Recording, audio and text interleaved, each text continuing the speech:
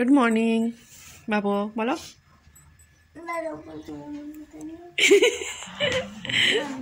আজকে বাড়ি চলে যেতে হবে তো,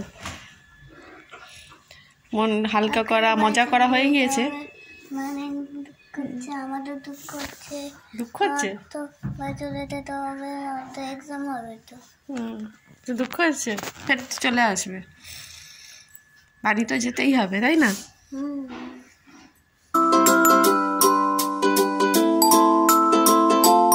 নানিকে খুব মিস করবো, নানি ওটা কত ভালোবাসে।